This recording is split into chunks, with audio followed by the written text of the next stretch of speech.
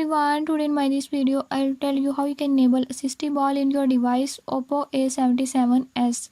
In this device Oppo A77s, if you want to enable the easy touch, I'll show you how you can enable it.